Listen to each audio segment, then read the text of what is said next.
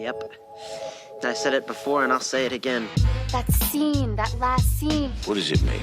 I'm the dude, you know? Get the fuck out of here. No, I cannot. It's over. Go home. That final scene starts now. Okay, hello and welcome to another episode of That Final Scene, the podcast where we dissect some of the greatest and not so greatest final scenes in history, even though this isn't one of those episodes. I'm your host, Sophie, and as always, I'm joined by my brilliant co-hosts, Ben and Simon. Hello. Yo, how's it going? Hello. Hello, so good to see you guys. Today we're really excited to welcome a special guest to our show, Gabriel Frieb, host of the Smearcast and writer of the great Substack newsletter, The Smear Hunter. Gabriel, You gotta get the schmear. You gotta get the schmear, yeah, German, like real, schmear. Yeah, exactly. You know, it gets hard in Greek because we don't have so it's like either so I have to really try, but I'm doing my best, like Smearcast. You got it. Proper German. Gabriel, thank you so much for joining us today. So excited to be here. Okay, well, first things first, for the people who are listening and watching who might not be familiar with your work, could you give them a bit of an intro? And also, I was just telling the guys, like, how did you casually, find yourself running a film, TV podcast, and newsletter in this economy? Happy to. So I worked in film and TV out in Hollywood. I studied film at college. I was a film major at Michigan. Then worked at a talent agency where I was working to find scripts and projects for talent, meaning the actors or the directors. I segued from there to a TV studio where it's a lot of the same thing, sourcing the right projects, finding what was hot and up and coming, identifying the writers that are going to be the next big thing or the directors that are about to pop.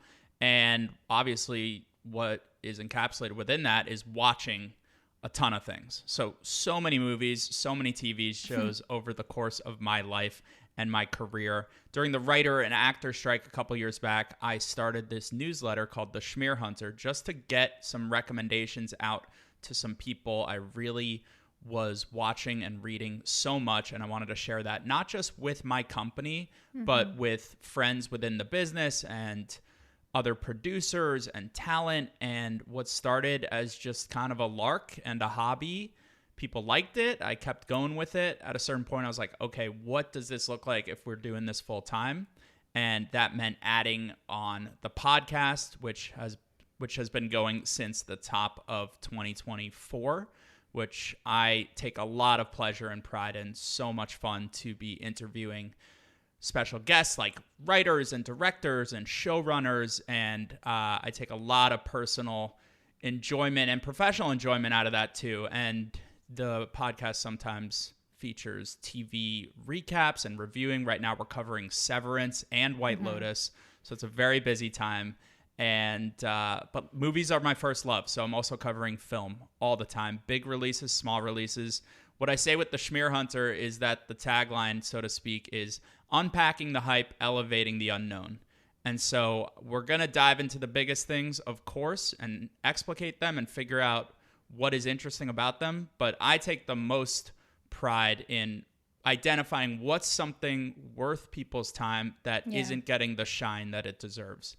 So it's kind of just a natural extension of what I did at my previous jobs and trying to bring that love of film and TV and passion for what really should be cutting through the noise, because there is so much noise. What is that and why you should care about it? So that's kind of the mission, so to speak, of what I'm doing. Amazing. Well, I think that's the most interesting thing with our industry right now is because there is so much content, and not just if on the silver screen, also in our own feeds. The most compelling aspect of doing a podcast these days, or having a newsletter, is to pick up on something that's less covered. So I really love your work. I think you're bringing something new to the table. I know we talked offline about this as well. As are you. So yeah. So yes, so good to have you here. And also what you mentioned in terms of being passionate about what you do. I think us three, Ben and Simon, we started the podcast because we were just doing it. We were talking about films on our own anyway. So we're why not get together?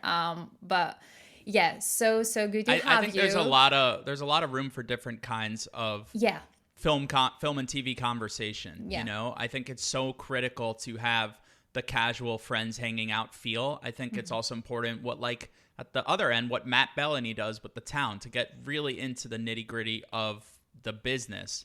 And what I see myself situated as is somewhere in the middle, you know, and trying to feel casual and fun while also bringing the rigor of working in the business and that experience to really, you know, I think that it's too easy in film today for people to get lost in the internet and the fan culture. And there still should be some rigor and analysis to how we think about these things, you know? And I think, Sophie, your final scene is so great at that, because there needs to be a balance of being an amazing, passionate fan and knowing what's real and what's not. You know, I think easily film fans these days can get tricked into online conversation about bullshit, you know? Yeah, absolutely.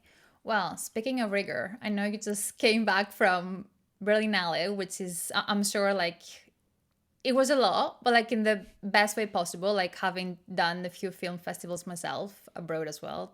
It's a lot, like in the best way possible, but I have to say, like, by the end of the week I wanted my bed.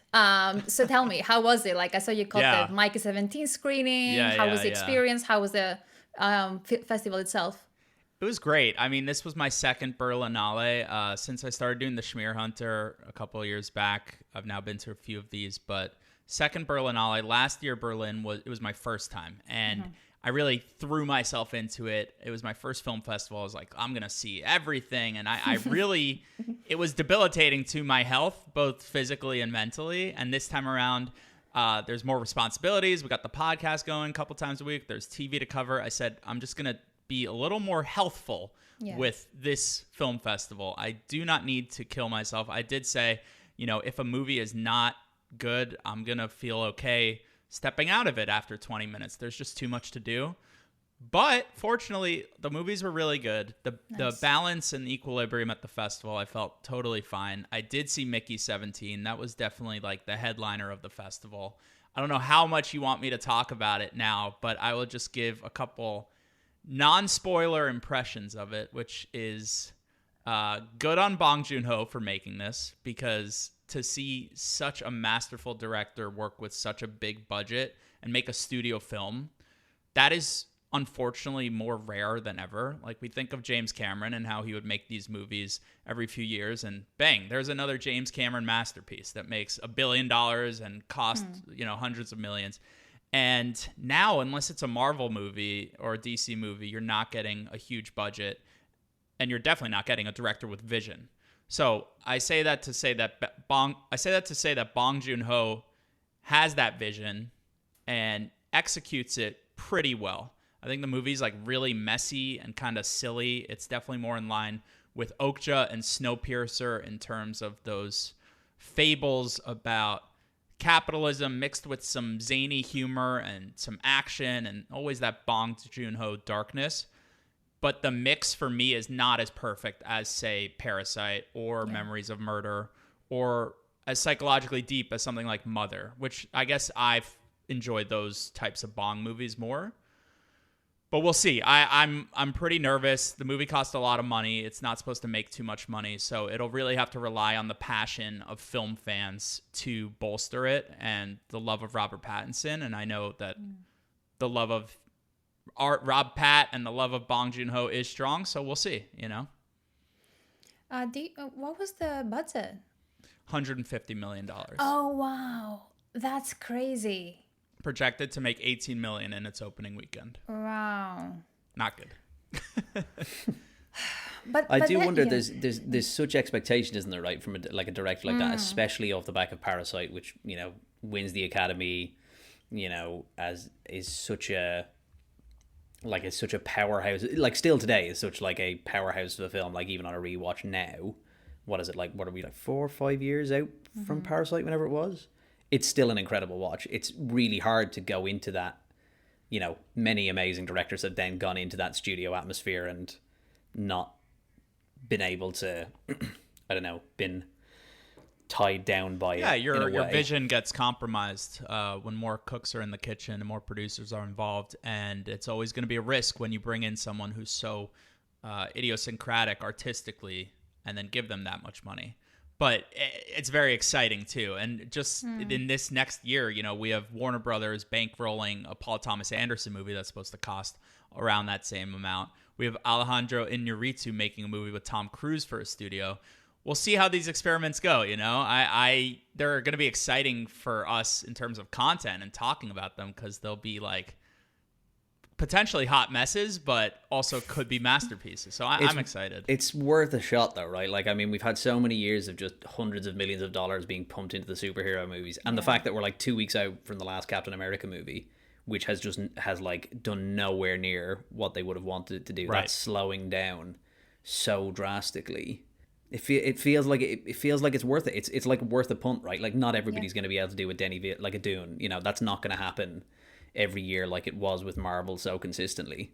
And why not, you know, chuck like 100, well, that's in the current living crisis, saying chuck 150 million at someone like Bong Joon-ho is a bit flippant, but like in that regard, you know, like, why not do it? Because there's so many amazing directors out there. Like, you look at like, I always go back to Edgar Wright and when he was tied on to do Ant-Man, right? Like, and you know, what does that movie look like if you throw 150 million at him? And he walked away from that because they wanted more control over it from the studio, and he's somebody who's even steered away from the studios in the past. So there's so many, like, it's weird because you can't really say auteurs anymore because, like, there's not that many out there, but at least some studios are now going, do you know what, we will take like a punt on somebody like that. And like, even Dune, right? Like, Dune was a risk with Warner Brothers because that could have tanked, like really could have tanked, especially giving him 2 films, a lot of money, a massive cast on a property that, well, originally from the 1980s, a book that's too long for anybody to read, like, you know, trying to bank on its canon as like the original science fiction,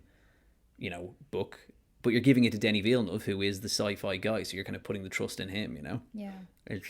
Yeah. I don't know. It'll be interesting to see, as you say, where it goes, like giving money to Paul Thomas Anderson, giving money to these other directors to see, right, what can we do other than just trying to force out Fantastic Four in like 2 years' time? Well, Ben, I want to switch over gears to you because I know you've been following the whole like MGM, Amazon, Bond situation. You are a resident Bond expert. I'm turning to you. Come reassure us. Come frighten us. Like, how are you feeling? What are your thoughts on this? And first of all, how are you? Like emotional check-in. Are you okay?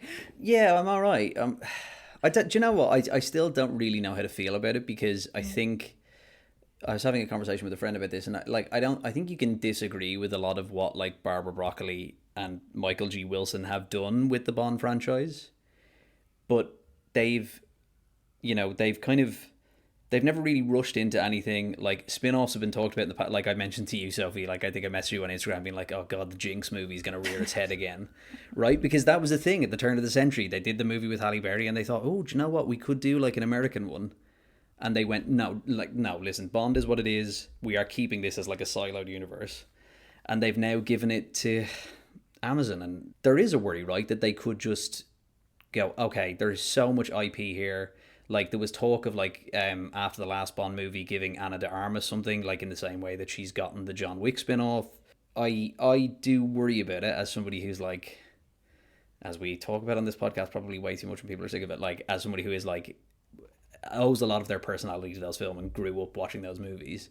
I do worry what they will do now, because there isn't that family touch, right? Because don't forget, like, Barbara Broccoli's dad is the OG producer as well. So, like, it has been a family thing for the last, 60 years? Yeah. And now it's owned by the biggest company in the world. That she had a quote that she would always say, and it was, don't let temporary people make permanent decisions. Yeah. And, you know, her and her family were the permanent people making the permanent Bond decisions. Now it's temporary people all the way down, you know? Well, yeah, and you wonder what they'll do, right? Will they get in like a Kevin Feige type, or will they get, you know, I mean, I know Kathleen Kennedy's leaving Star Wars, and there's a lot to be said about what Star Wars has done, but, you know, do they get somebody in like that, right? Do you get like a showrunner almost who has the creative vision and, like, you know, guides that story, that no matter what, they are the gatekeepers to it. And yeah, it's going to be weird. It makes me wonder, like, are they going to kick it into overdrive now with trying to find somebody?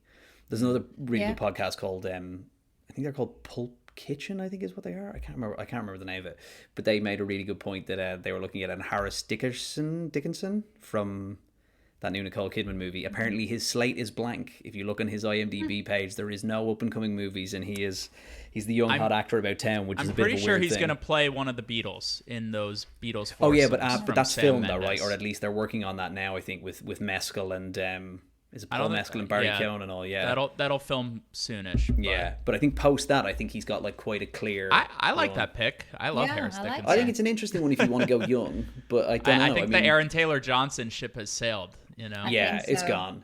I have to say, having They burned him. The rumors burned him. Yeah. I'd be interested to know what you think, Gabriel, because having currently watching White Lotus, I was just thinking, because only in an Amazon world now could this actually happen if they just made Bond American. But in a previous life, I think Walton Goggins is just born like.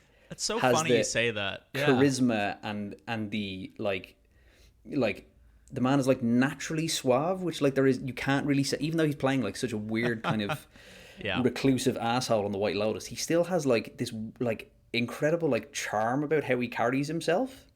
And I can just imagine in another world, he's either playing Felix Leiter or they've gone, we'll just get an American to do it, and he's playing Bond himself. He would be a fantastic Felix Leiter. I've always had this thing with Bond. I love the franchise, but I'm also not married to it. Like I'm a level above casual and below obsessive when it comes to Bond. But know where I am. But Ben, what are your limits? I love the passion. Ben, what are your limits for Bond? Like, where must they not go with it? Like, what's your cutoff point for what Amazon could do? I don't think spin-offs is the right thing to do. I really I just don't see a world where there's any point in doing spin-offs. And whether they try and continue it on from the last movie, they go, oh well, it's a 007 thing and it's not a James Bond thing. I don't think they will do that. I also don't think they should go too young on it as well. Does it need another reboot? It shouldn't be like Batman or a superhero movie where we just reboot it every couple of years. But yeah, the spin-off thing would be if they start announcing spin-offs, I think that's where they'll lose me as like a hardcore fan pretty much immediately, I think. So my idea a few years back, this Amazon could take this and run with it if they want. But I think there's a real issue with the Bond movies in terms of present day technology and the evil forces of the world. Like, it just doesn't film well. It's not cinematic to do cyber hacking. So I would take the franchise back in time. 100%. Like, back to the Cold War era or World War II era. Like, why does Bond need to start in the 60s or 50s? Like, we could just... not Kingsman, because that was dumb, but like something like bringing Bond back to a grittier time period in 1930s. Technology's out the window, so it looks cooler, and his spy gadgetry is a lot more interesting.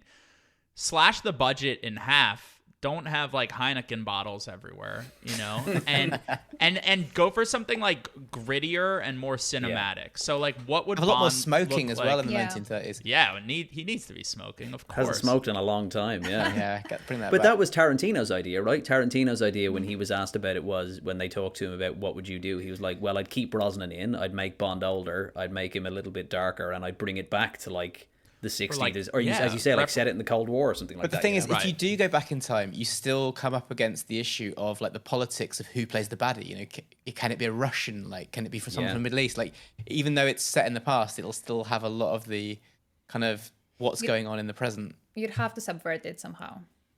Yeah, that's why writers get paid the big bucks. You know, figure out some workaround. I think that is the most interesting thing, right? It's not even who they cast as the new Bond; it's who they get to write it. Like that's the key thing, is because there's a lot of actors out there who could do it. Like realistically, there is. Yeah. But it's more so, how do you get somebody in to do that believable story? Because it is a key thing, right? Like when they cast Daniel Craig, they were in the midst of all the Bourne movies coming out and making Bond look a little bit silly.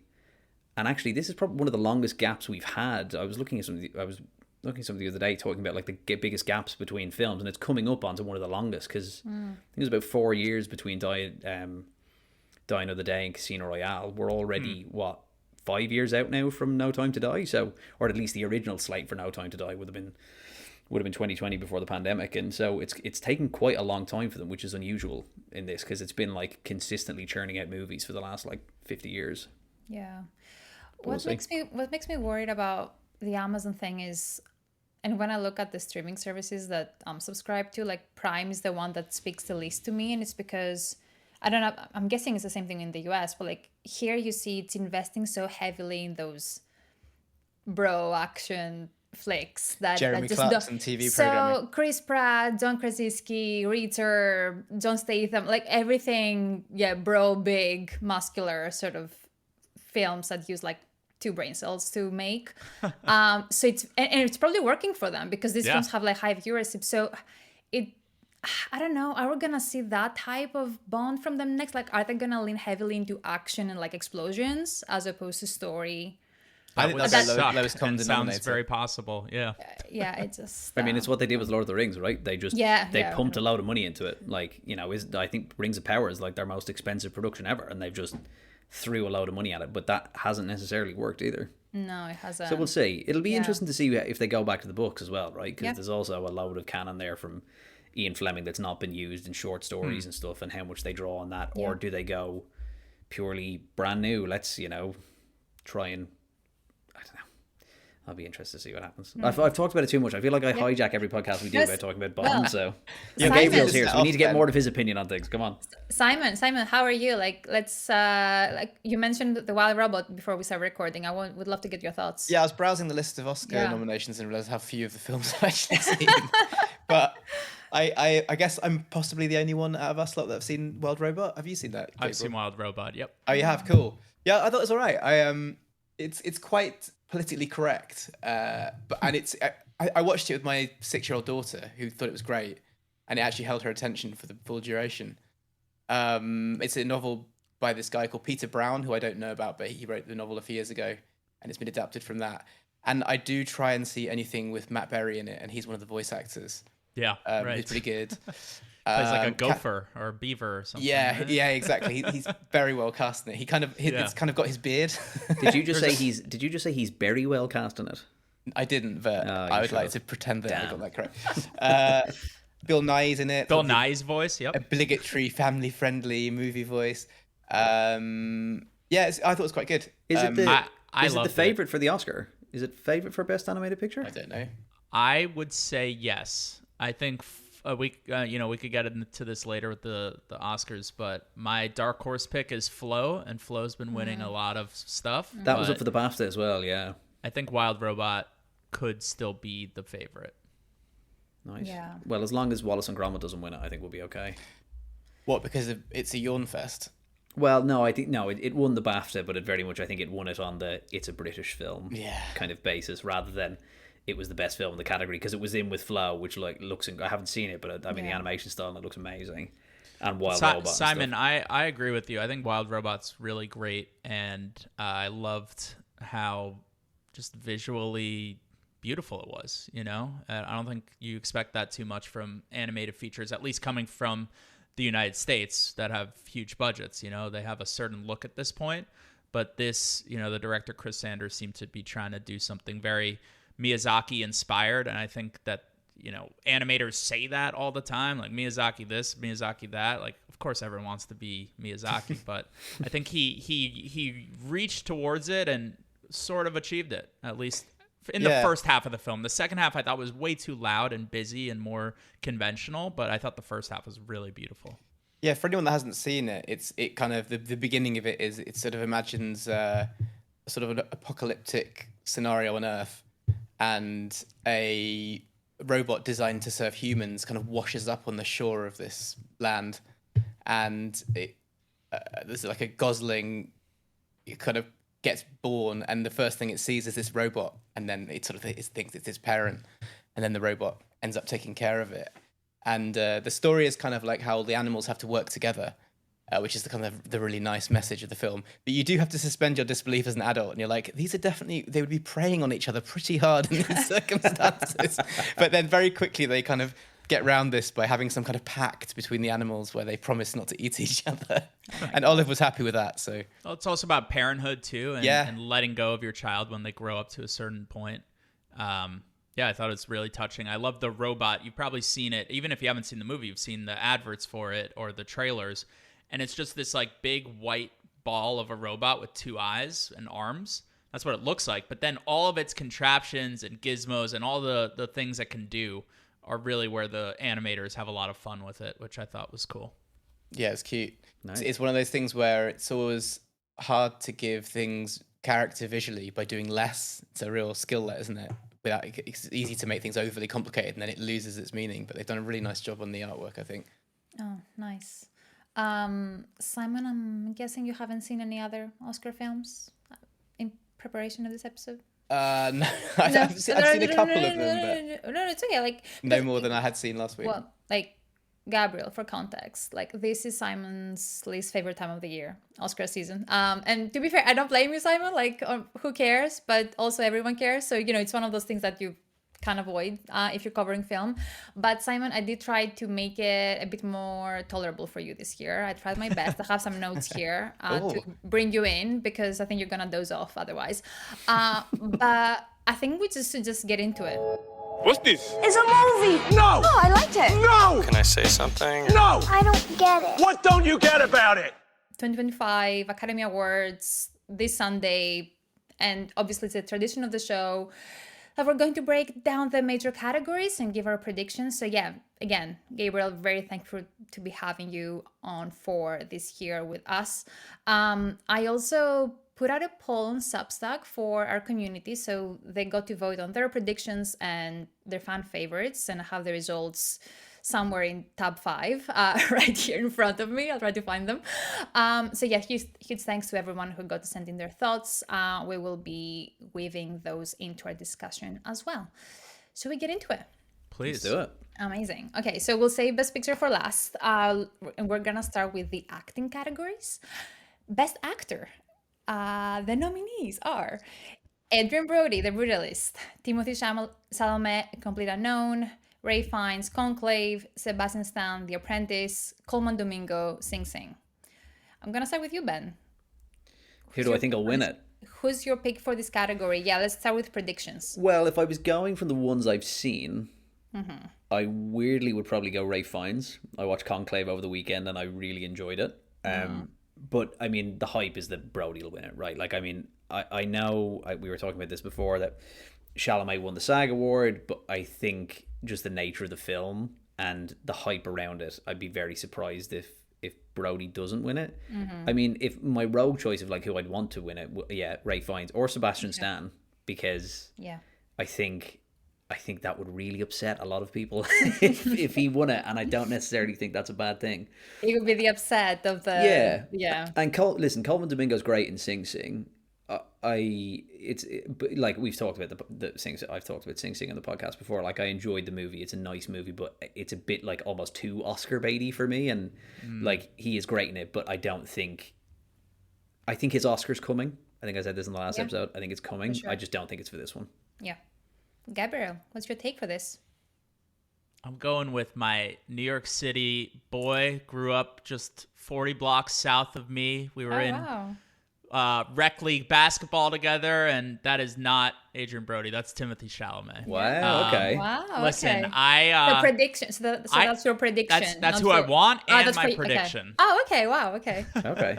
Amazing. I watched that SAG Awards speech. I was impressed. I'm not someone who makes him my personality. I feel like that's what a lot of people do. I'm a little more level-headed than that about him. And there were aspects of arrogance to the speech for sure, but I also liked him just going for it. I think the energy behind him and for him is exciting and fresh. I think that Adrien Brody's won already for The Pianist 20-something years ago. And so there's like a lack of freshness no matter how good he is in The Brutalist. I do think he's really good. There was that little AI dust-up as it pertains to his Hungarian speaking that maybe swayed a few voters. And then I think voters just want to get behind the hot young thing because film, we don't believe this, I don't believe this, but film is dying, And so like, what can we counteract that by doing? We can vote for Timothée Chalamet, the youth movement, get him up there to give a speech. That'll really energize the Academy, film community, the film lovers. Like, I just feel like the tides are behind him. Nice. They're also both so deeply, not the actors, but the stories of the film, so deeply American. So yeah, I mean, I'm struggling with this one because I want to say Adrian Brody because he's the predictable pick, but I think Timothée would be the upset or like the less likely to win. But I have the community picks in front of me. So in terms of predictions, we have Brody with 71% and Timothée with 24%.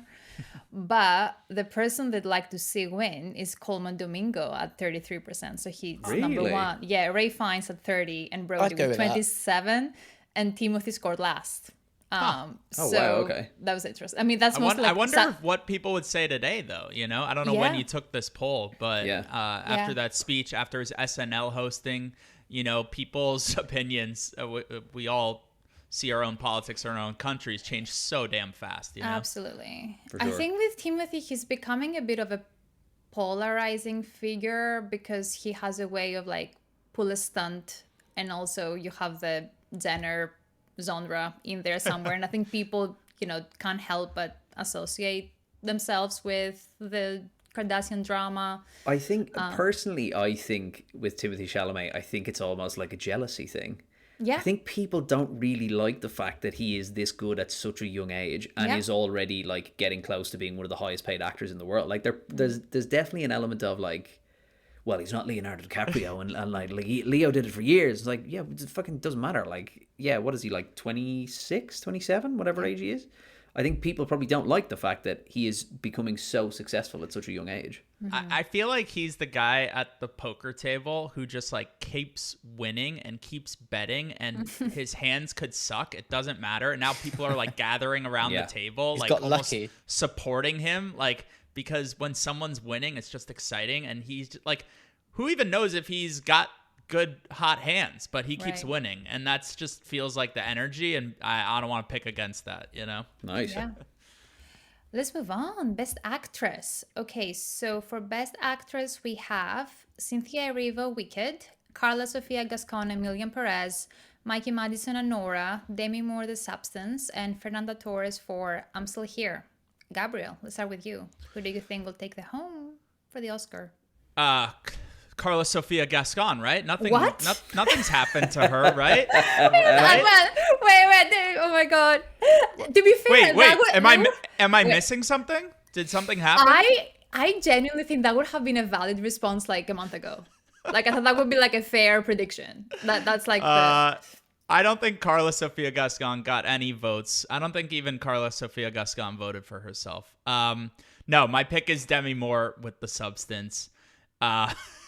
But that reaction was priceless. I was just like, where is she going with this? Is Demi both your prediction and your fave? Yes. Okay. So she's who I think will win, and I think she's my favorite as well. Yeah, I really love The Substance. I love her in it. I think that the career legacy angle of the award is very strong and will support her. And I don't think it applied in the best actor thing in regards to Adrian Brody because he's won before, you know, but I think it applies here because Demi Moore and her speeches have all been about how she's never considered herself a serious actress and the industry's put her down or sexualized her, whatever. And here she gets a serious role and she knocks it out of the park. And so I think that narrative is really strong behind her, is going to help her. And Mikey Madison will have her day another time, but I don't think her time is quite yet. I agree. Even though I haven't seen The Substance, as I said on this podcast multiple times, because I can't do body horror. But yeah, I'm pretty sure she was great. And also the legacy thing, you know, it just fits right in. And her speeches have been incredible, I have to say. Like, most of the time I just, again, doze off with them. But because they're so like they just tap themselves on the back. But I think she earned her place, and I'm just really glad to see, I'm just really excited to see her pick up the trophy. I'm gonna go through the community please poll right now, because we do have Demi Moore to win at 50% and Mikey at 26%. I don't know, Ben, did you get to see Anora? Yeah, I did. Yeah, I watched it on Friday night. Yeah. What did you think? Well, so this is where I'm gonna go against you guys. I'm gonna go the exact opposite, actually. Okay. I think I completely agree with the narrative angle on Demi Moore. I think it makes a lot of sense. But actually, I think this is the one where this is where the upset will be, and I think I just thought Mikey Madison was amazing. I loved her. I loved her. I was blown away. Like like I went into Anora not really, because obviously, Sophie, you've talked it up quite a lot, and everybody has really. So I was kind of going in there being like, oh god, well, if I don't like it, I'm kind of like, but I was just blown away by it. I thought it was absolutely incredible, and just a roller coaster of a film. And yeah, I think if there's an upset on the cards for any of the categories, I think it's her. So I'm going to say Mikey Madison. I think. Yeah, we love a dark horse. Simon, what's your favorite Demi Moore film? They're gonna keep coming. I don't know. Give me some 80s Demi Moore titles. G.I. Jane. You must G.I. like. Jane, Yeah, like. Never seen it. A Few Good Men. Oh, yes. I love that film. Yeah, so good. I'll take that. Yeah. She's when they're having the late night Chinese takeaway session in A Few Good Men. Ooh. She's in one of the Charlie's Angels, the sequel maybe. She's great, or the first Never one. seen so it. good. She's great in that. Simon, this is right up your alley, Charlie's Angels. Okay, the fan favorite for this is Mikey Madison on 35%, with Demi being a very close second on 32%. I also want to just shout out Fernanda Torres is really good, and incredible. I'm still here. Incredible. And I don't see her winning, but it's cool that she was nominated for a foreign film to sneak into this category, and she's amazing in it. I love when a grassroots campaign can also work, because you can tell that most of these actors and directors, they have to pour so much money into those campaigns, and you know how like the Brazilian community was so loud, but you know, in a way that it was actually, you know, obviously was very worth it, but she didn't have the money that someone like Demi Moore had in her team. So really glad to see her recognized. But we should, you know, acknowledge that the substance is not a clear Oscar-y kind of movie. No. And over the course of the campaign, I mean, over the course of the year, it has snuck into the race in an amazing way. Yeah. But when I saw that, I was like, I love this movie. It's not a Best Picture nominee. And here it is. It's a Best Picture nominee, you know? Yeah. Crazy. Best Supporting Actor. Okay, so for Best Supporting Actor, the nominees include Yura Borisov, Anora, Kieran Culkin, A Real Pain, Edward Norton, and Complete Unknown, Guy Pearce, The Brutalist, and Jeremy Strong with The Apprentice. Ben, I know you saw A Real Pain recently, and you really loved Kieran. Do we have any doubt that Kieran's not going to take this? I mean... I don't think there's any doubt on it. I mean, the romantic in me would love Yura Borisov to win it, because I thought, like, you're just team Igor the whole way. As soon as he comes into Anora, he's like, even though he's a character who doesn't say so much, he's this like really endearing and kind of, you're drawn to him in every single scene. Like that, the opening scene when he comes in and he's restraining her. I wanted to hold him, like the whole, I just wanted to hug him, because he's like, for a character with so little to say, he's like, he really draws you in. But I think there's so much behind Kieran Culkin, and that's not to say it's not a great performance. I really think it is. I mean, it's him being him, right? He's winning an Oscar for essentially playing himself, and I think you know, he would probably admit that. But yeah, I think I'd like Yura Borisov to win it, but I think, I mean, prediction wise, I think Kieran Culkin will sweep it. He's got every other one, right? Like, it would be the biggest turnaround if he didn't win this. I think of all the shocks there could be, if he didn't win it, that'd be the biggest shock, purely because he's won everything else. Yeah. Gabriel, where are you at? I also think Kieran Culkin's going to win, but I would pick Guy Pearce in The Brutalist. Really? It's one of my favorite performances of the year.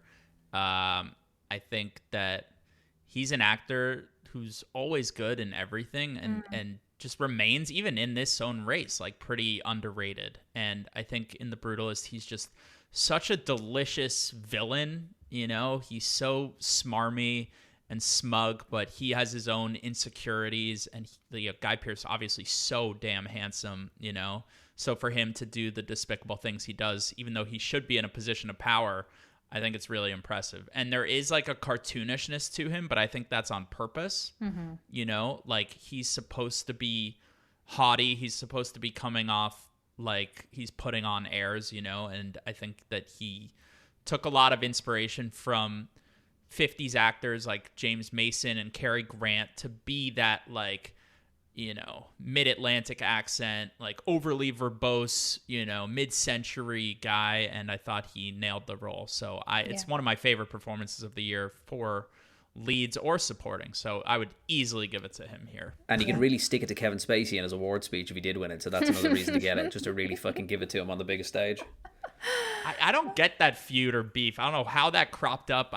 Just it's something I've just like I'm good on that one. Yeah, you know? yeah. I mean, we'd stopped talking about Spacey a long time ago, so let's just keep not talking about him. It also makes me believe in smear campaigns. You know how? Yeah, I mean, supposedly Schmear? Smear. No, that's actually smear. Yeah, because they actually like they do exist, but you know, it's I don't know. Who knows? Maybe Kieran's team is cooking up some work. Okay, so confirming that Kieran is the fan favorite at 36%, with Borisov at 27%, and Norton is the least favorite, sitting at 6%. I also like him in that role. I don't think he should win, but I think he's good in Complete. Yeah, I think he's good, but like forgettable, I guess. Yeah, as in like he delivered, but nothing Oscar worthy. I agree with you. If I had 1 teaspoon and you had another teaspoon, and we built a mountain of teaspoons, and Simon, in your book, is it Roman Roy or Kendall Roy? Who's your favorite? Kendall. Oh, go on. Same. Wait, why are you asking me that? Because Jeremy Strong and Kieran Culkin are against each other in this category. Well, I think it's more about Kieran Culkin's performance in Home Alone that would probably be that's probably his finest hour. It's very difficult to top a film like that. I didn't go to law school, but I have to imagine it's like the teacher like calling you, cold calling, and that's what Sophie's doing to Simon, and it's fun. Keep it going. Keeping him honest, making sure he's not checking his phone or something. I was thinking earlier how actually a good writer for the next Amazon James Bond could be the writers from Succession. Oh yeah, Jesse Armstrong. I wouldn't be surprised if that so happened. much fun. Too much fun. Incredible. Yeah. Jesse Armstrong and Phoebe Waller-Bridge as a combo. Yeah. Best Supporting Actress. So we have Monica Barbara with A Complete Unknown, Ariana Grande, Wicked, Felicity Jones, The Brutalist, Isabella Rossellini with Conclave, and Zoe Saldana with Emilia Perez. Each time it's like the same films in a slightly different order. Yeah, I mean, welcome to Oscar season. Yeah. This has felt like the weakest category for me from the major ones, if I'm honest. Ben, I know you felt passionate about Ariana this year. I did. How are you feeling? Yeah, I really, honestly, like, of all the ones on the list, I just, Ariana Grande and Wicked was the biggest surprise for me of the year, because I went into it kind of thinking, well, like, I know she has the acting and obviously she can sing, but having seen Wicked, and as somebody who loves that stage show and knowing that character, it was like generally born to play the character. She was that good. She was that annoying. She was that kind of prissy. She was that in your face, and yet you still kind of get to the end of it and you absolutely love her and you don't know why, which is everything about what that character should be. Like, I love you, but I don't really know why I love you that much, because you're doing some pretty shitty things. And yeah, I just think she's incredible in it. Like, which is mad, because like I know Cynthia Erivo's nominated for Best Actress, but she definitely won't get that. But yeah, Ariana Grande, if I could give it to anyone, I'd give it to her. Isabella Rossellini, I mean, this almost to me, like, there's a couple in it that kind of feels like they were just having to pad out the character, the category. Like, she's good in Conclave, but I don't necessarily know if there's anything standout about it. And I think Zoe Saldana is probably the favorite, right? Like, I think she's kind of picked up some of the bigger acting. Obviously, she picked up the BAFTA.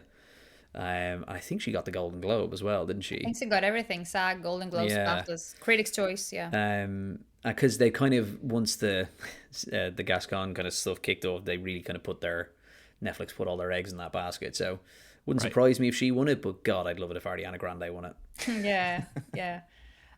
Gabriel, what did you think? It's funny, Ben. I also would go with Ariana Grande. Nice. Because I think that, I think she's just incredible in Wicked. Yeah. And easily the best part of that movie. And I really liked Wicked. I didn't love it, but falls apart if she's not as good as she is in it. I think in my if opinion. anybody else is in it, I think it falls apart. Like, I think if it's anybody but her, it's probably a completely different film. Yeah. So I think Zoe Saldana will win, though, because just what you laid out, Sophie, like all these awards she's taken. I'm not an Amelia Perez hater, but I don't like it either. Like, I'm just surprised it's even this much in the conversation and in the Oscars.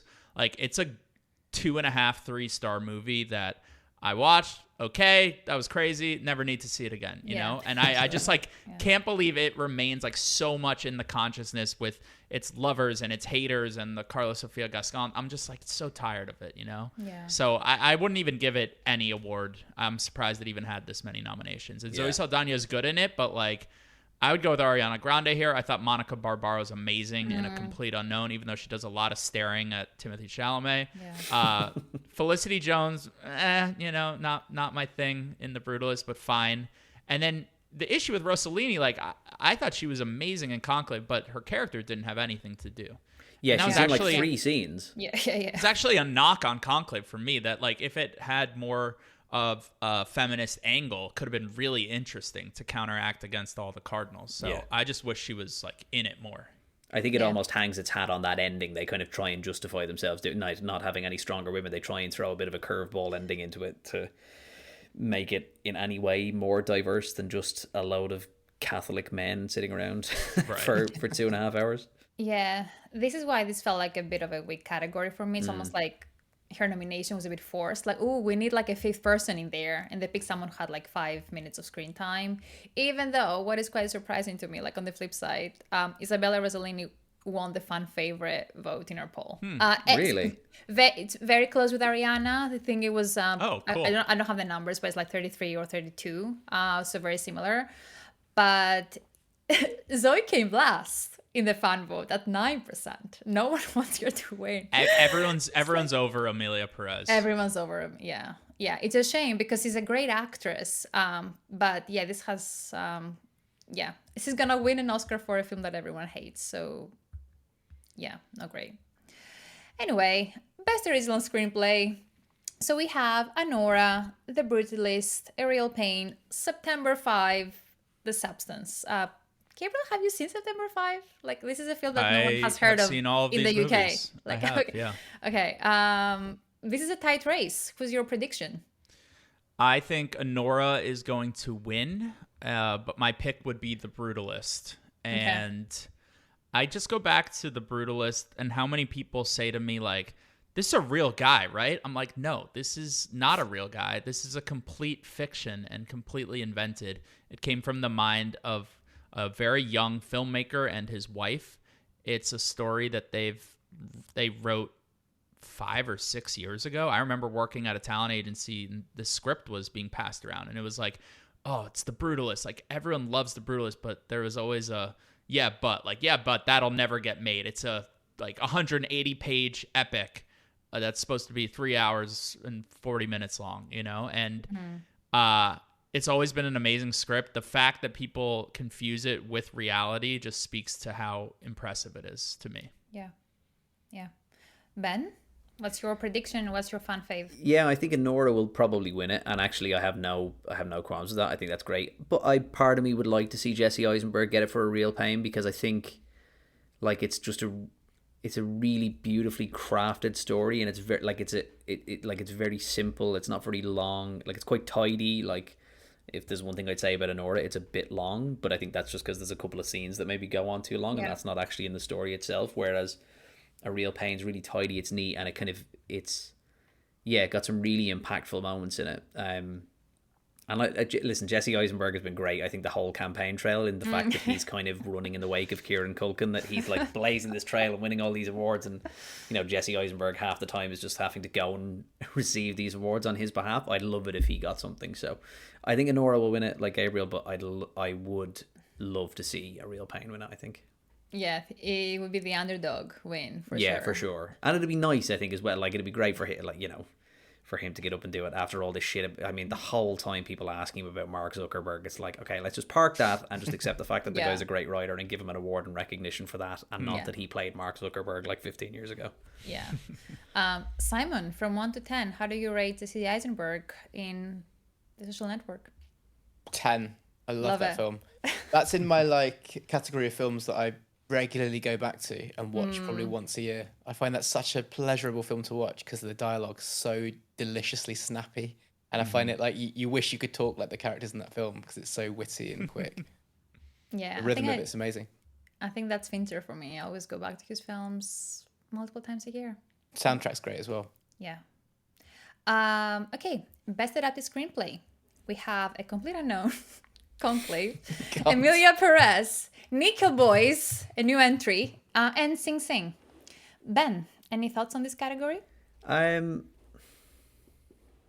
Yeah, this is. I have no real kind of. I don't really care about this one, to be honest. I mean, listen, of the ones I've seen, I think it would be nice purely for knowing what the book is based on, Sing Sing to win it. I think knowing what that story is about and what the film is about, I think it would be really touching if Sing Sing won it. But I don't think it will. I mean, Conclave probably gets it. Yeah. It's a Robert Harris book, and it's won a couple of awards already, so it probably gets it. But I think from a narrative standpoint, and almost if Sing Sing was to win it, it would almost do what the film is trying to do and give recognition to prisoners and showing that there's another way of life and being able to do that, and it would bring that even closer into the real life of saying they made this movie about them all kind of putting on plays in prison, and now that movie is gone and won an Oscar, but I just don't know if it will. Yeah. Gabriel? Yes, so I also believe Conclave will win. I think it's a really good script and very tight, but my personal pick would be Nickel Boys. And I have not seen the script of Nickel Boys, but I did interview Ramel Ross, the director, and asked him about what a script for that kind of film looks like, which is so visual, it's not so dialogue heavy. And to my understanding, all of those shots and all of those moments were all scripted. That was from his mind of what he wanted to depict on screen. And to me, that's just mind-blowing, and I think that because it's untraditional is why it's my pick, because it is more exciting and unique and different. And I read Nickel Boys, the book from Colson Whitehead. It's one of my favorite books, but it's short and it's mean and it's tough in terms of its prose, and it's like starts and it's done. But what Ramel Ross did is a whole other thing that's way more visual, that's way more Terrence Malick style. And I don't know, I guess the art of adaptation is not making a carbon copy, but putting your own spin on it. Yeah. At least when it works, So I think that's Nickel Boys for me here.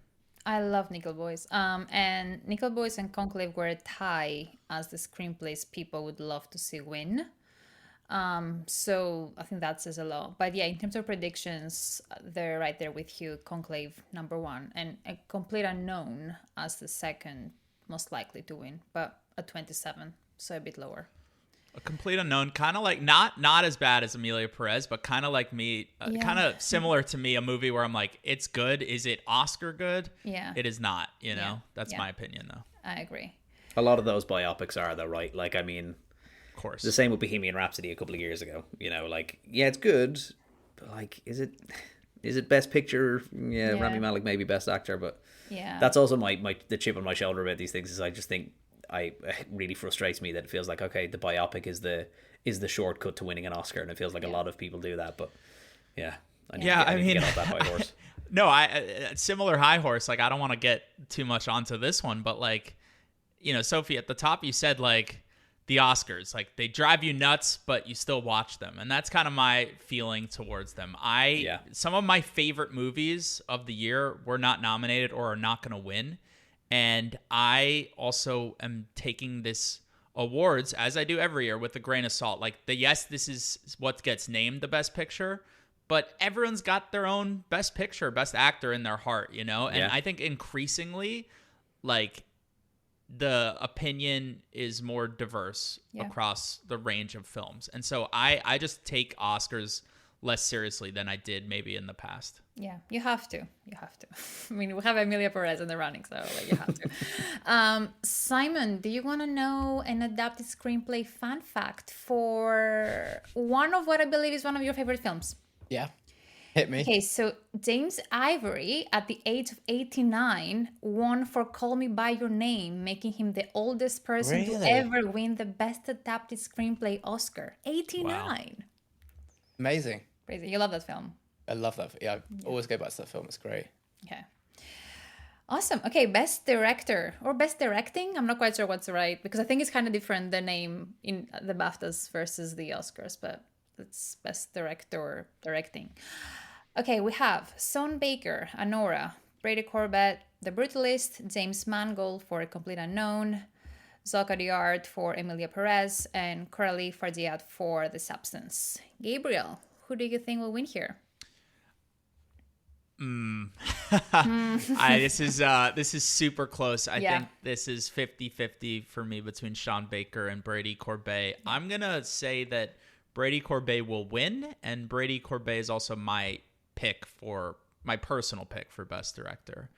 I think that, I mean, I love Anora. I don't want people not to think I don't, but I think that The Brutalist is capital C cinema, like from the mind of one man, and just to make a $10 million budget feel so grandiose and big and epic while still maintaining its meaning and its themes throughout, like that's just such an achievement. I love the direction. I love it paired with the cinematography, and if you were asking me best cinematography, I'd also say Brutalist, you know. It's a very like showy movie. It calls attention to how good its filmmaking is, but fuck it, I don't care. I like that. Yeah. I'm happy with that. Well, the community agrees with you. 52% for Brady and 42% for Son. So pretty close, but yeah, Brady's the front runner. Ben, anything to add? No, not really. I kind of agree. I think my personal preference would be to go the other side. I completely agree with Gabriel that I think it's 50-50. It could be like a flip of the coin on the night. Like they could open the envelope and then say the wrong name like they did with, you know, it could be that kind of close that could happen. I'd love Sean Baker to win it because I think the performances that he gets out of the actors in Anora is really good on such a kind of a similarly kind of small scale, but I think in my head I think Brady Corbet probably gets it. As you say, Gabriel, because it is like The Brutalist is like the cinema people's movie, like it's their movie, like it's a movie for people who enjoy cinema. It's a movie for the community, and I think that works for the Academy. I think it's a shame because I think if it was another year, Anora probably wins it, but I think they're so close, and I think The Brutalist will probably just edge it. Yeah. Not to tip off my best picture pick, but I also feel like it splits a little here with people giving Brady the recognition for this because of where I think best picture is going to go. But a little teaser there. Baker is the fan favorite among our group at 48, and Brady's at Corbett is second at 27. And Coralie is a strong third at 21%, which, you know, is interesting because obviously it's what you said, Gabriel, like Substance has like gained such a massive like cult following very fast. So glad to see her, you know, recognized, even if it's like within the Substance community. The only woman within the directing category. Simon, I literally do not know what to ask you here, but I'm going to share another fun fact that you may enjoy. Did you know that James Mangold, a great director, by the way, I love him, directed the iconic 2010 film Night and Day, Night with a K, with Tom Cruise and Cameron Diaz? I did not know that. Oh, you're going to love this Simon, film. Night and Day is perfect, like hungover on a Sunday. Yes. I have actually seen this film. It's oh god, I haven't watched that movie in a long time, but that's a good like. It's like for me, it's like Bad Boys 2. It's like good hungover on a Sunday. So like good. Saturday's been a heavy night, and you're just like, I need something easy. It sounds like the kind of short novel you'd buy in an airport to read on the beach. Yeah, it's a little bit steamy in places. Pretty surface. Yeah. I'm telling you, check it out. Like keep it in your hangover. Okay, I'll file it. Let's do it. Okay. Okay, I want to do cinematography and editing quickly and then move to Best Picture. Then again, cover some of the rest of the categories on the top line level because this is supposed to be an hour-long podcast. And again, we don't want to make anyone listening or Simon doze off, but we will make sure to share the full predictions and fan favorites of the poll when this episode comes out. So cinematography, we have The Brutalist, Dune Part 2, a new film, Emilia Perez, Maria, random, but love the cinematography, and Nosferatu. Ben, so we start with you. Yeah, I think The Brutalist probably wins it. I mean, I rewatched Dune Part 2 quite recently. Did you? Yeah, just watched it over the weekend. And I mean, I think it's a shame that Denis Villeneuve isn't getting more love for it because it is just such a fantastic film. You know, there's something to be said for the fact that he's not nominated. I mean, I take him over Jacques Audiard for Emilia Perez any day of the week. And so I would like Dune to get a little bit of love. And it does look incredible. Like, you can't, you know, especially on the big screen, you can't deny. But again, I think going back to this is, you know, it's a category for like the cinephile and it's the cinema goers kind of thing. I think was it Lol Crawley probably wins it for The Brutalist, I think. Yeah. Gabriel?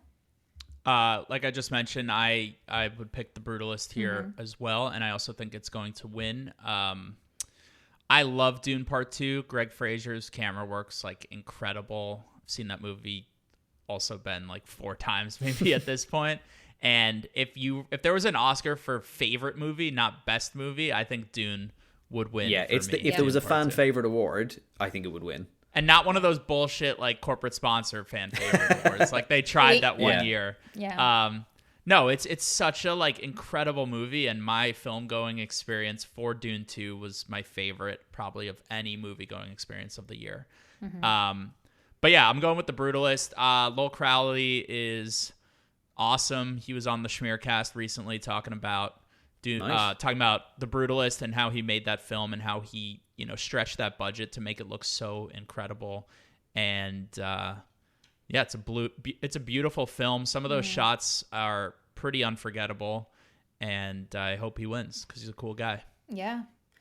Okay, so same with you guys. The Brutalist is at 64% in terms of prediction, and Dune Part 2 at 21%. But what I found the most interesting is the fan favorite vote. Nosferatu came first by 54%, which is insane. But like people loved. I mean, I think it's also like the internet discourse, right? Like the Substack community was a huge we're a huge fan of Nosferatu generally, and Dune Part 2 came 25%, and then The Brutalist came third. Again, these are the fan favorites. But, you know, there was a lot. I mean, I think Nosferatu, the cinematography itself, was probably the most talked about from the 5 over the past. I would say it was 3 months. striking. I don't necessarily know if that's a good thing. Yeah. Don't know. I think that would be the biggest. If that wins, I will eat my hat because I just don't see a world where that beats any of the rest of the category, really. I see it potentially sneaking in for costume design. Yeah. I think that makeup and hairstyling too, it could potentially win, but I do think the substance is going to win there. Yeah. I like you guys, like I didn't get the Nosferatu hype. I saw it, I thought it was fine, and then suddenly everyone loves Nosferatu, and I was like, did we see different movies? You know, it's a good movie, but not my favorite. We all struggle with this one. Well, let's move to film editing. So, I mean, surprise, Anora, The Brutalist, Conclave, Emilia Perez, and Wicked. Gabriel, what are your thoughts here? Yeah, this is where I'm glad that the people that work in this category get to vote on the category, because I watch films to enjoy them, not to watch the editing. And I think if I was an editor, I'd be more cognizant of the editing. I'd say all of these films are pretty crisply edited, but I would go with Anora because Sean Baker is the editor. I think that's pretty impressive. I'm pretty sure he's going to win as well for that reason and for Anora being so good. And yeah, Anora just shouldn't work. It's so many different tones at once, but he strings it together really well. And for that, it would be my pick. Nice. I find... Okay, what's strange here? The Brutalist is at 39% in terms of prediction, but I just don't see it in the discourse of like, this is one of the best edited films of the year. But then again, it could be one of those cases where it just wins everything, including editing. So I'm not, discounting it either. Conclave and Wicked are at 18%, and Anora is at 11%, so it's pretty low for some reason. These are the predictions. But to be honest, I like not to go against the lovely fans of that final scene, but I feel like I said, like, let's let the editors vote on the editing. I don't think we even know what editing means unless you are an editor. So I think Anora will take this. Don't even know what to look for. I feel like Conclave is going to win. Like Conclave's really crisp, like I love the montages of the preparations and stuff and how that's cut together. That looks really beautiful. Yeah, it's snappy. And again, because it won the BAFTA, and I think there's like a weird correlation between editing, like when it comes to Oscars and BAFTAs, they tend to coincide more often than not. But yeah, I would love to see Anora win. Simon, I have a question for you. I would love for you to tell me some of the worst editing you've seen in a film. The worst editing? No, maybe not the worst ever, but like think of a film that you're like, oh, editing took me out of it. I think you mentioned something recently, but... What did I say recently? Oh, I can't remember. That's why I want you to freshen up my memory, It's like, well, I will. Can I just throw in that movie that, Sophie, that you suggested I watched, the Jackie Chan Pierce Brosnan movie, which has the most offensive edit I've ever seen in my life, where Jackie Chan's going into a bathroom stall to plant a bomb, and 1 second he's about 10 feet away from the bathroom stall, and then all of a sudden he's at the door. Like, he jumps 10 feet in the space of, like, in a split second, and it's that sounds like every Steven Seagal film. Yeah, it's criminally bad. It's so bad. The Foreigner, that's what it was called, The Foreigner. Yeah, it was so bad. It was so bad. Love it. You don't have... we can come back to it. It's okay. I just thought you would have like a hate edit. Not at the top of my head. Yeah, okay. We can move on. Best Picture. It's happening. We have our nominees, which are 10. Anora, The Brutalist, The Complete Unknown, Conclave, Dune Part 2, Emilia Perez, I'm Still Here, Nickel Boys, The Substance, and Wicked.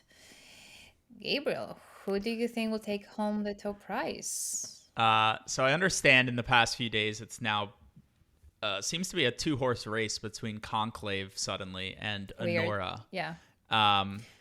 Which surprises me, but also doesn't, because when I saw Conclave, I swear to God, this video is on TikTok. Anyone can watch it. I stepped out of it. I said, yep, that's going to win Best Picture. I said that because it is a literary adaptation. It's got big actors. It's got the Oscar feel. It's got a message. It's got big actorly performances. Mm-hmm. But I still don't think it's actually going to win. I think Anora is going to win, which would be awesome. It's a fantastic film. Sean Baker has been given great speeches on this run. Mikey Madison is an ingenue. Everyone loves her. And the movie's great. And I think it would be an awesome victory for film if it wins, because it is one of the higher quality movies of the year. But my personal pick, I said that Dune Part 2 would be my favorite Best Picture. Well, that's already negating what I'm saying. It would be my favorite picture if that's the award. But for Best Picture, I would go with The Brutalist, because of everything we've talked about, of the scale and the cinematic scope. And I just think that this movie's going to age really well. Mm-hmm. And, the main complaint about the second half and how it bums people out, tough shit, like it's the movie's choice to be that, it's not your choice how you receive it. Yeah. And I think that it has that scope and scale that announces itself as an epic, and when 50 years on, we look back at the movies of the 2020s, I think it's going to be a clear Best Picture, or one of the best movies of the decade. Yeah. It just has that built to last feeling, Yeah. Ben, prediction versus pick? Weirdly, I thought the same thing about Conclave, watching it, being like, Jesus, I could really see it getting it. I think almost in the same, I mean, not to bring up the same joke, but almost in the same way of like Moonlight and La La Land. I mean, I think Conclave, as you say, has all these things that, like, it should tick all of the boxes. It's a literary adaptation, as you say, amazing actors in it. you know, looks really clean, like really good performances. But I just think Anora will get it over the line. I just think it's that one last one, as you say. There's a combination of a couple of things from like the craft and the editing and the performances that I think it will just get Anora over the line. Again, Gabriel, you and I for some reason are saying all the same things. Dune Part 2 is my favorite of those films. If you said to me I have to pick one to watch tomorrow as like my favorite one, it's Dune, easily, because it's the easiest one to watch and it's the most fun. But I think Anora as a film is the one that like I wanted to win it, and I think it does. I think it deserves to win it, but I wouldn't be surprised if Conclave won it. That's to say that, you know, I think it could be this surprise. You know, I think weirdly I watched it after having seen it win the BAFTA, and I think that made me go into it thinking, oh well, it only won it because it's the British film. But actually, it's not really. It is a really solid film, and it has like a lot of, for a movie about the Catholic Church and the selection of the new Pope, it weirdly has a lot of it. Even me, as somebody who's not a religious person, I found it incredibly interesting. And so yeah, I'd almost worry that I can see it winning it, but I'd love it for Sean Baker to win it. Yeah, especially how much he put into it, right? Like, as you say, he's the editor, he's the casting director, all of these different things, and the writer. So yeah, I'd love it for him just to win it. I think it's worth mentioning also how the ballots work and the preferential voting, which means that a winner for Best Picture could just be a very well-liked film that isn't too offensive. So this would probably push the substance out pretty much immediately, because for everyone that loves the substance passionately, like so many more must hate it as well, because it is such an intense, visceral movie. So what's going to be the least offensive pick that everyone can kind of get behind and like? You know, it could be Anora, or it could be Conclave, that you know, someone loves this, but then they put that as their number 2 or their number 3, and that's not taking away from the quality of the movie. I'm just saying in terms of the way the voting works, that could help it, you know, these two movies specifically. Yeah, Team Anora on this. I think I'm in the minority that didn't love Conclave, and it doesn't work as a Best Picture win for me. I love the performances and the cinematography, but I thought it had a lot of plot devices that were just murky, to say the least, like the explosions and the monologues that saved Christianity, and then someone finding the paper behind the Pope's bed. Right. Like there were a lot of things that like, oh, airport novel. It's very much that, and I'm like, I don't know if I want to give that, to give Best Picture to Conclave. But yeah, I'm hoping for Anora. I'm surprised that The Brutalist is out of the picture for Best Picture, as in like it's not very likely, but I mean, you see these like anonymous polls of voters being like, oh, 3.5 hours, I couldn't do it. And you're right, like, what? yeah. It's your job to watch these movies, you moron. Like, it is your job. The fun fact for this one is Nickel Boys topped the fan favorite vote at 57%, which again, lovely wistful thinking. I was the same. Like, it would be amazing if it were to win, but there's no way. So yeah, I am betting on Anora. And I have a last question for Simon. Okay. I love this one. Okay, if you had to guess which Best Picture nominee features a scene with the following dialogue, what would it be? Hello, very nice to meet you. I'd like to know about sex change operation. I see. Men to woman, or woman to men. Man to woman. From penis to vagina.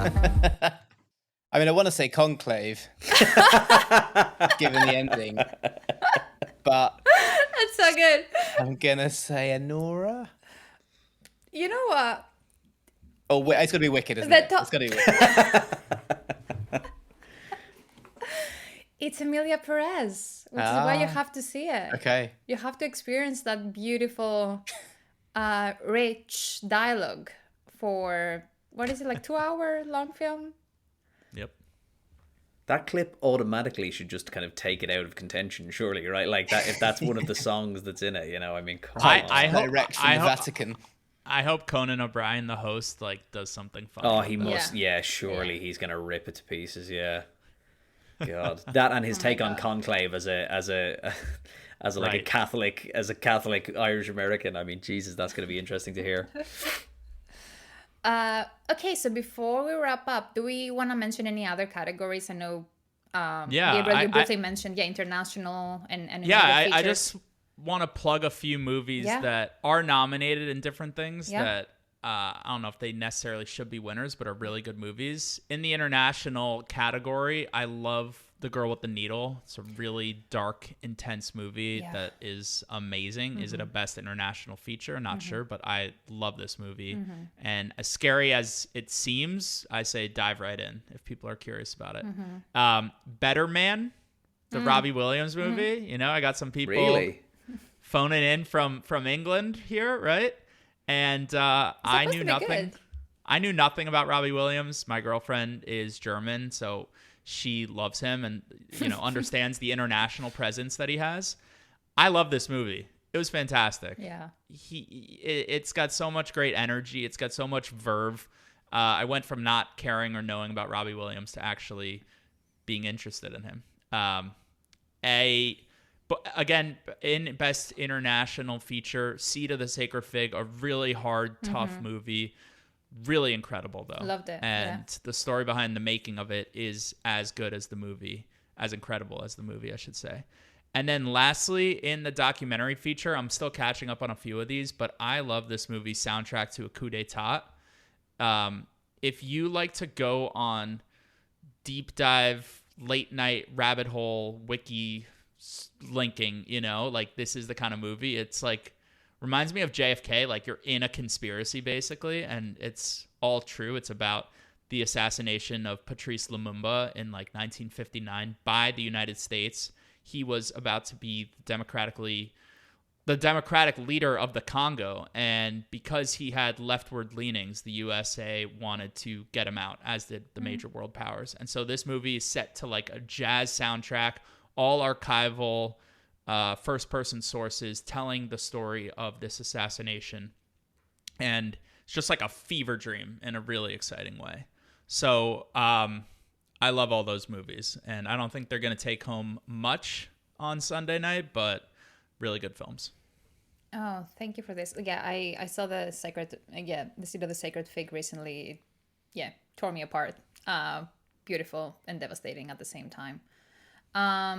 Okay, I think that wraps our. Go ahead. Sorry, yeah. I don't mean to make us go too much longer, No, but I also prepared like a little quick list of no Oscar nominations, but I love these movies. Yes, please. Go ahead. And I wanted to go through those titles and what they should have or could have been nominated in. Are you gonna start with Challengers? Because you have to. Well, yes, Challengers on the list. We could start with Challengers. Where the hell is this movie in terms of its representation for Sunday night? Should have been a Best Picture nominee. Should have definitely been a Best Score nominee. I love Challengers, and the fact that it's not included makes me just love it more, We should be like, good, Challengers. You don't want to be part of this shit anyways, you know? You're too good for this. I love Love Lies Bleeding, and the Best Supporting Actress award, a nomination could have gone to Katie O'Brien for that. I think Furiosa is a really good movie. Completely shut out here. I 100% agree. I think I think Furiosa is one of the best films of the year. I was blown away by that film. Yep. Janet Planet from Annie Baker, I thought could have definitely had a Best Original Screenplay nomination. I think that's a really amazing film. La Chimera from Alicia Rohrwacher. I think she should have been a Best Director nominee. I think that could have been a Best International Feature. And then Josh O'Connor's amazing in that movie. Between the Temples from Nathan Silver, small American indie, but really good film. Could have been a Best Original Screenplay nominee, Best Actress for Carol Kane, and if you see the movie, you'll be like, hell yeah. I don't know what good one from India Donaldson could have been nominated for, but I think it's an amazing film. Red Rooms from Pascal Plante.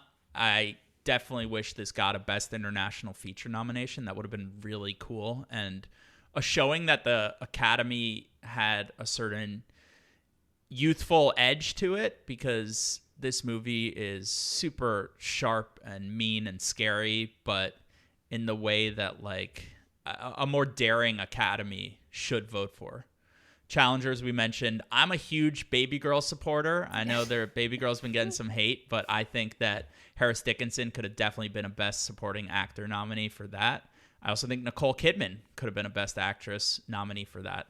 And then lastly, a very divisive movie, but my favorite film of 2024 got completely shut out, but that is Queer from Luca Guadagnino. I think Daniel Craig is my best actor of the year, best performance. I think the costume design from Jonathan Anderson and Loewe is amazing. And I love the score also from Trent Reznor and Atticus Ross. So just some films that for the listeners, hopefully to check out, that are going to get no love or representation on Sunday. Thank you. These are incredible. Luca got no love. I don't know what happened. I don't know what happened behind the scenes. He's too good for this Academy. Yeah, Get him. He doesn't want to be there. Yeah. And I let him enjoy. He's probably having a massive 30-person dinner in the Tuscan Hills right now, laughing, having lots of wine. He's saying, "Fuck this shit." Yeah, I felt the same way about Kneecap. They don't need it. They don't need the Oscar. The film's good enough as it is. Yeah. Which I still have to see, because after the BAFTAs, I want to say sweet, but because as I was watching the BAFTAs, I could tell the room was just so excited for the film. Yeah, and they Kneecap's awesome. Yeah, for Kneecap, yeah. Shame. Well, I mean, Conclave it's a shame that they didn't win it, but didn't win anything. But I actually think Kneecap's probably my favorite film from last year. As one that I could just go back and rewatch. And I think I think it was Red Room you were saying, Gabriel. It's kind of younger and edgy. Kneecap had that. It's it would have been different. It would have been edgy. It's it's a really witty film. It's not really like anything you would have seen before in it. And yeah, it's a really funny and easy watch. And especially considering the main cast are 3 young guys from a band from Northern Ireland who have no acting experience. It's pretty good. Amazing. Okay, Gabriel, thank you so much for taking the time to join us. So much fun. I feel like you really elevated our predictions. This was really, really fun. You guys are great.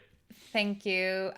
Before we go, please go to Plug City. Tell our listeners where they can follow you, where they can find more of your work. Sure. The Substack is titled The Schmear Hunter. Comes out twice a week. Film and TV recommendations, commentary, interviews. The podcast, The Schmearcast, is also, now twice a week as well. Film and TV recaps and reviews. We're definitely going to be covering Mickey 17 coming up, but also those White Lotus and Severance episode recaps. Hopefully with some special guests coming soon. Tomorrow, actually interviewing the director of the latest Severance episode. Oh, so cool. Episode 7 of season 2 is a real amazing one, and the cinematographer of the show, Jessica Lee Gagne, is coming on, so that'll be a really fantastic conversation. Schmear Hunter's on TikTok, it's on Instagram, it's on all that good stuff. Follow on Letterboxd, Schmear Hunter, and keep schmearing in 2025. Love it. Okay, thank you again, and thank you, Ben and Simon, as always, for joining me. For those of you at home or wherever you may be, thank you so much for tuning in. We actually do have a pre-recorded episode that will air right after our Oscars predictions, so we won't be discussing the Oscars again for a while. But, it's a huge relief for Simon, and when we will be discussing, how right or wrong we all were. Till next time. Should we get back on and discuss our results? Yeah, maybe we should do a, what do you call it? A post-mortem. A post-mortem. Love it. Autopsy. Okay, till next time. Bye-bye. Thank you. Cheers, guys. Bye. Bye. Did you like it? Did you like that? Did I like it? I loved it. I had no idea you could milk a cat. I have nipples, Greg. Could you milk me? Good morning. Morning. Good morning. Oh, and in case I don't see you, good afternoon, good evening, and good night.